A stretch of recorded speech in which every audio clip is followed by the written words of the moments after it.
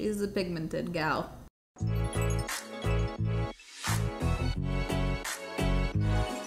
Alright, so today we are trying new makeup. Placed an Ulta beauty order, so we have a mix of stuff here. God bless. I recently did a Sephora try-on haul video trying a bunch of new Sephora high-end makeup, so this is the Ulta edition. I'm also updating and kind of retrying for you guys a few products that I've been testing too. So hope you enjoy this video. If you do while you're watching, you can give it a thumbs up. Thanks for being here. Let's get into it. That was a quick intro. All right, you know when you've had a lot of caffeine and not a lot of food? That's where I'm at right now as I drink more coffee. Got a little burn from a hot tool the other day, so that's what that is. But I'm gonna be trying the Undefined R&R Sun Serum SPF. I've actually tried this, I wanna say like 4 or 5 times so far, at least. It's not my favorite, but I wanna show you it in action. It's very liquidy. It is a true, I mean, it's not even like a serum, it's like water. You cannot put this on your hands. You have to just like drop it straight on your face. And it's really interesting. It gets tacky. Where's my mirror? It gets tacky really fast. Like you blend and it immediately kind of dries down. So you do have to work in sections and work really fast when you apply this. It has a slight tint, but not like coverage. It's like literally water. I'm doing this with my bad hand. Yeah, it gets so stiff, like quick. Like it just dries down really fast. Oh my God. Then I also just feel like it's hard to get like the correct amount because I can't even see what I'm dropping on my face, you know? Why am I doing this with my bad hand? Slightly tinted, but it's not gonna give really any kind of coverage. This is like scary to do on my forehead because I feel like it's just gonna go straight down my face. Yep. I'm trying to be more ambidextrous. I would say it has like a, actually more like satin matte finish. It doesn't feel greasy or anything. It does fully dry down. I just personally despise applying this because of how liquidy it is. So I don't know. I just don't think it's one that I see myself continuing to use, especially when I have other SPFs that I just love. Is this guy hanging in there? Barely, but he's in. So I have a lot of new products here to test that I haven't tried yet, but a couple of them I want to like continue to test and also show you on camera, ones that maybe I like haven't shown on camera as much. This is the Joa BB Cream, 2% niacinamide. I've been loving this. The thing I like is that A, it has amazing coverage. I like it with either a sponge or my hands the best. I just got a lot. I don't know why I just put that much. That was a ton. It's kind of spacing out. It has great coverage. I love the shade of this one. The thing I really like is that it has a dewy finish, but it dries down to the touch. It's hard to find foundations like that where it looks dewy, but it's not sticky or tacky. It's like completely dry to the touch. I really like this one with my hands too. And it feels nice and like creamy going on.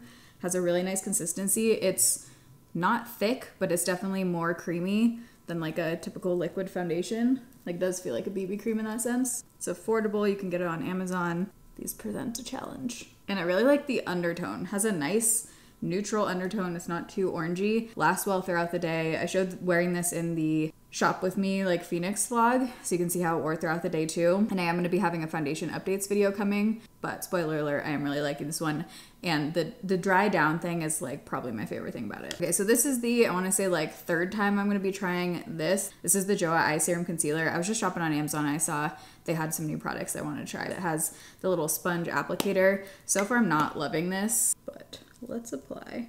The last couple times I've used it, it just looks pretty dry underneath my eyes. It's weird, like once it starts setting down, it almost like separates a little bit and just looks really dry on my inner corner. Ugh, can you see that? It's like immediately creating like more wrinkles right there and looking, ugh, yeah. Pass on the concealer, try the BB cream. Hold on, that chair's gonna bug me. Let me move that out of the way. There we go.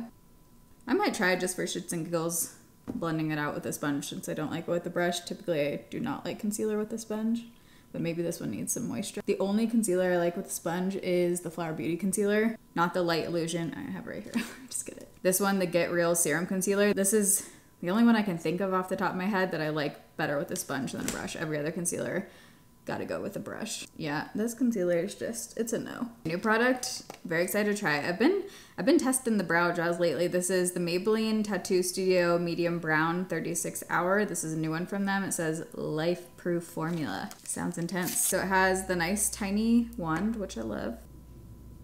Whoa, okay, off the bat I can tell this one is pretty pigmented. It's kind of reminded me off the bat of the Milk Makeup, actually. I like brow gels to have a little less pigment because that just like filled my brows in a little more than I like. I like them to look a little bit softer. I just feel like it's too filled in right now. Just gonna fill in the rest of my brows with my brow pencil. Not loving the brow gel. I'm gonna say pass on that one. It's also not seeming like it has great hold. It's just kind of falling. Continuing on from that. I picked up this new bronzer to try from Trey Loose. This is the medium shade. What really caught my attention with this one is it says it's a hybrid putty bronzer. Usually with those, it's like kind of a creamy powder, almost like the ColourPop kind of feel.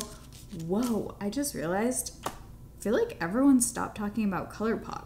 I literally haven't even thought about ColourPop, I feel like in months. Like they haven't even crossed my mind. That's weird. Because I feel like ColourPop used to be like all the rage, you know? Okay, here's what that looks like. Okay, so it's very soft. It is like a slight cream feel, so I am gonna use a cream bronzer brush with this. Here's the shade. So I have on a little bit of tanner right now. Whoa, it's like on there. Like I'm trying to wipe off this swatch. Do you see that?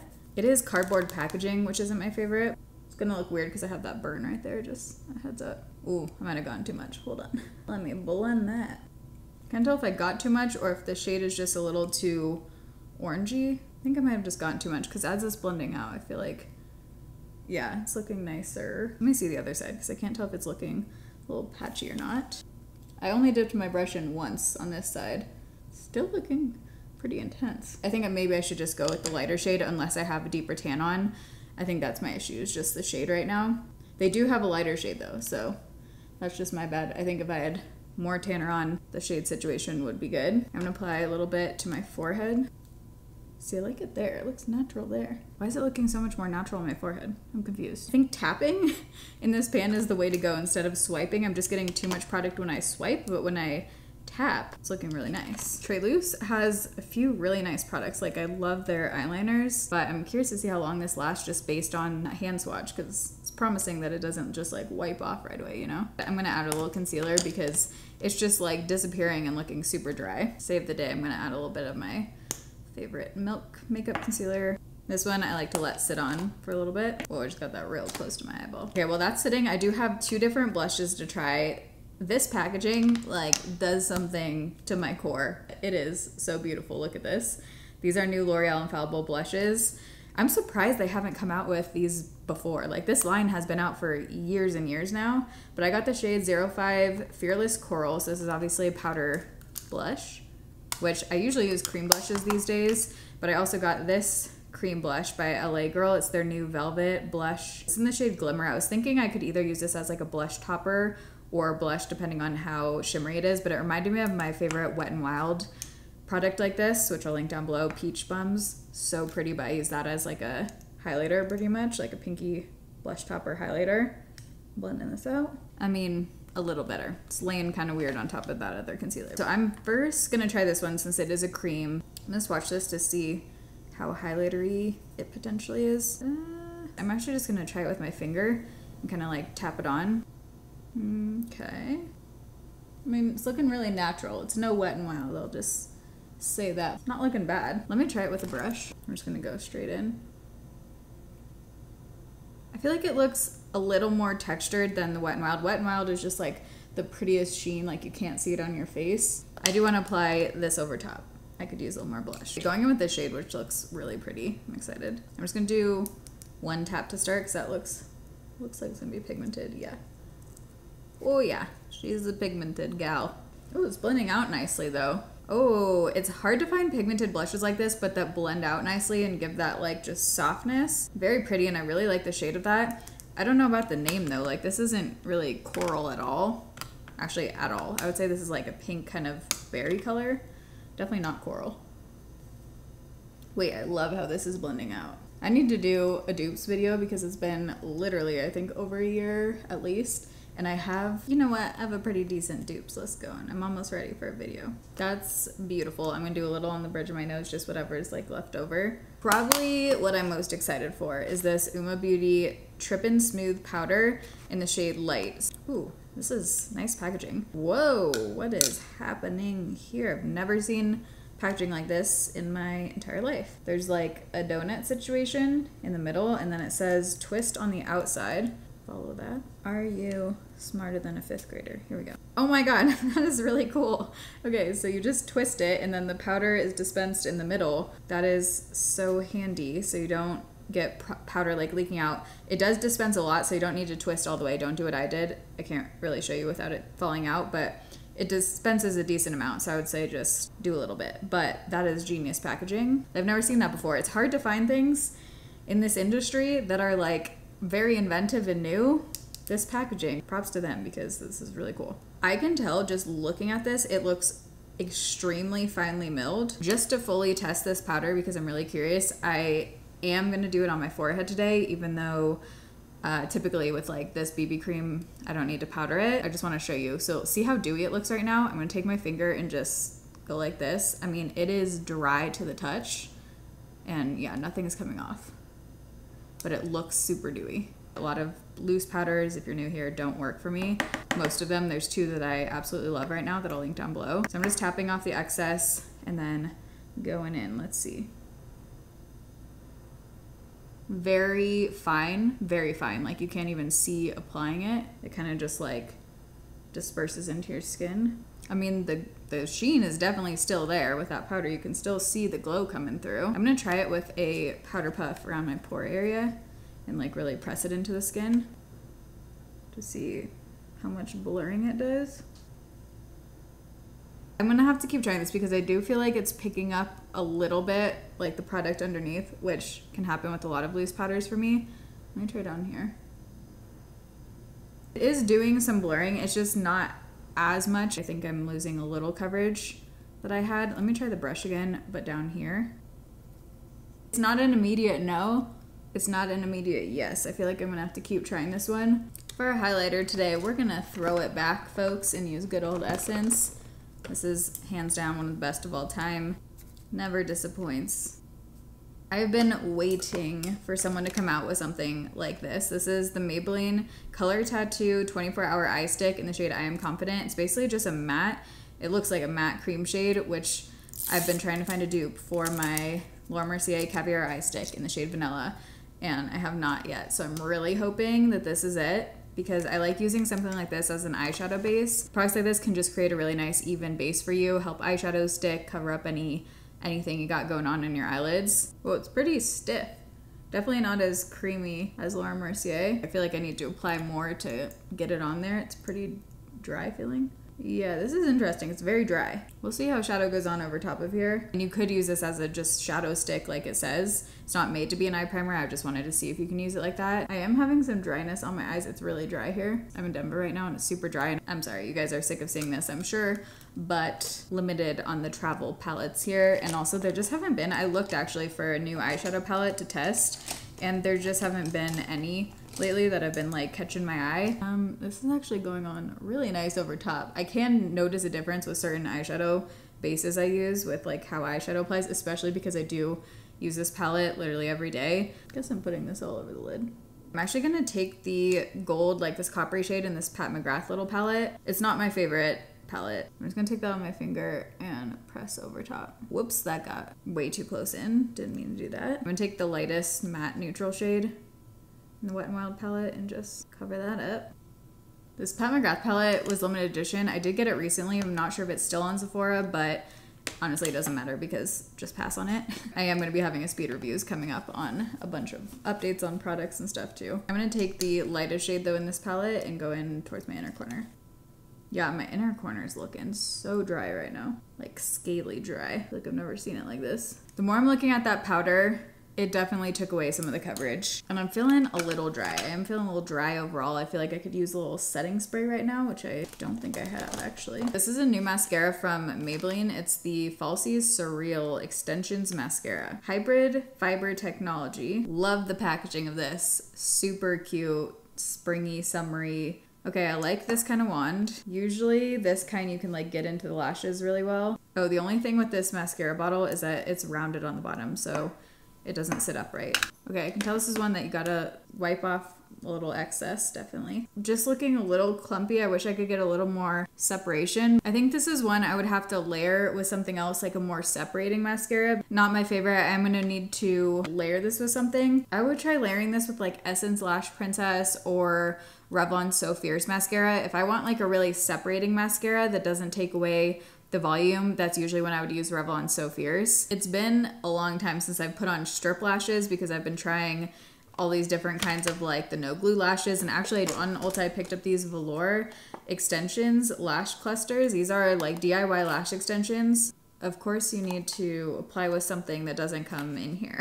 I got these on sale, which is why I wanted to try them, but you do have to order their lash bond, it looks like. So I'm gonna try this. It says multi-day wear, similar kind of thing to the Kiss ones that I ordered on Amazon. If you saw my Amazon haul, I ended up getting the Bonder, which is this one, the Falscara. This is different than, I don't have them in the packaging right now, but it's different than this, which is what I normally use. We've got a lot going on. These are no glue ones right here. This is what I've been using.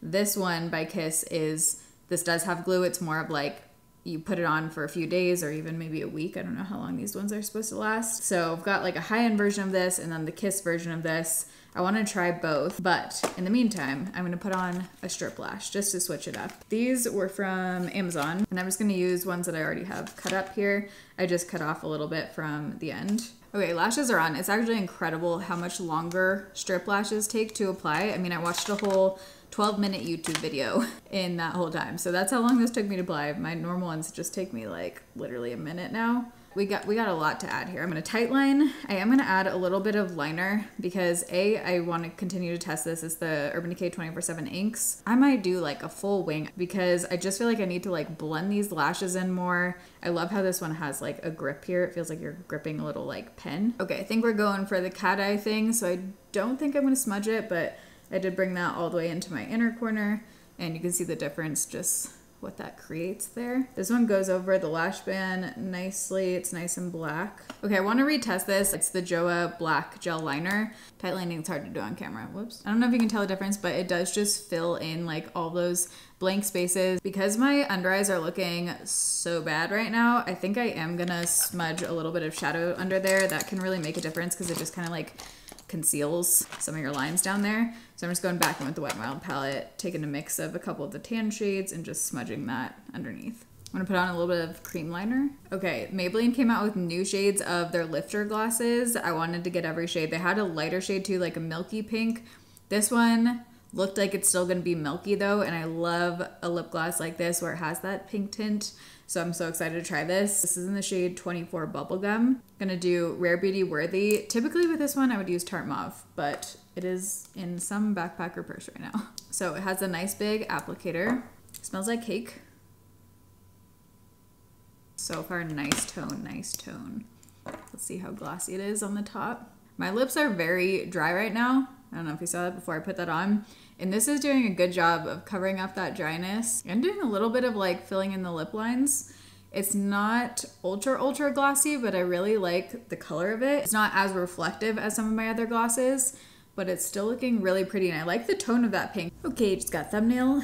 It's feeling very comfortable on the lips. It feels like nice and buttery creamy, not too oily. Feels good. I wish there was a little bit more gloss. Like I do feel like I need to add like a sheen over top.